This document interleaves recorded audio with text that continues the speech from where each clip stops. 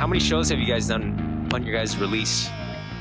Shit, like probably like three shows? 3 or 4 probably. We just dropped it the 28th of last year, December 28th. So we've only probably done like 3 shows since then. Yeah. A song that really stuck out from the album or the EP is Ecstasy. You know, what do you guys start with when it comes to song structure?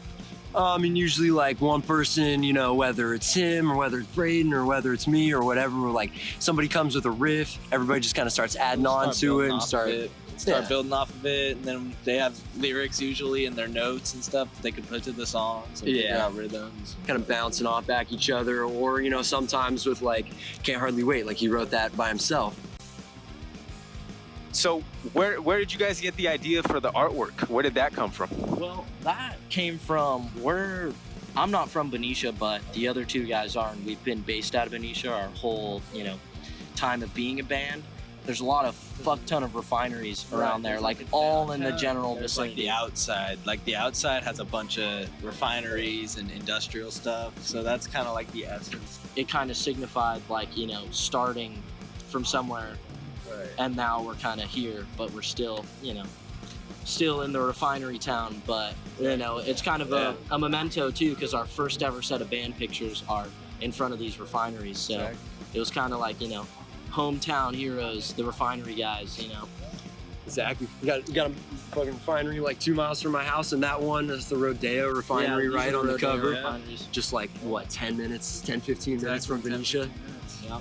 We make all our shit ourselves. Like these covers and everything are all handmade, and we go and take the pictures. We fucking cut and paste the shit together. Like we made the insert. Anything. We stayed up until 5:30 a.m. cutting and pasting all the. We stayed up till 5:30 in the morning making this shit. Yeah. And so we're pretty proud of it, and it's crazy to finally like hold some shit that is our creation. When it comes to like CDs, I think that a lot of people just don't use them anymore, but it's like embracing the nostalgia of it and like actually constructing like an art piece in a way.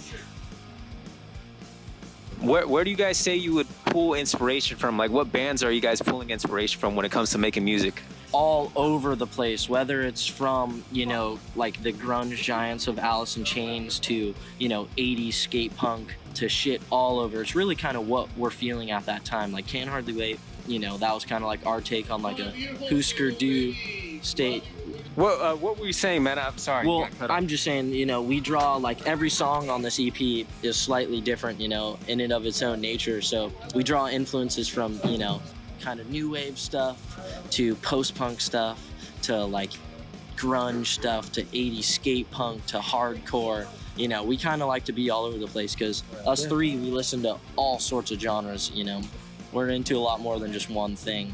We hope to show that through our music too. Just any kind of music that, like, I don't know, it was never any one specific, because like songs like Ecstasy we were writing from day one kind of with that grungier sound, and then we also had songs like Corruption off our first EP, which was just kind of more of the hardcore stuff. Anything catchy, anything with some meaning, anything that just like hits you. I mean, like anything that makes you feel something, anything that gets stuck in your head, anything that, like, you know, with some you know, emotion to it, you know? It's like, that's kind of what I'm glad we kind of were able to throw into songs like Can't Hardly Wait and stuff like that. Anything with some, you know, make you feel something. We don't want to put out stuff that's just, I mean, there's a lot of bands that put out like stuff that's just the same over and over, and there's not much feel. I mean, it is nice when you have that riff and you're like, oh, that's it. And we all look at each other and we're just like, oh, that's absolutely a riff we're gonna use. Right. I feel like that happens quite a bit, just in the writing process, messing around and joking around. We just grab a guitar and just come up with a riff.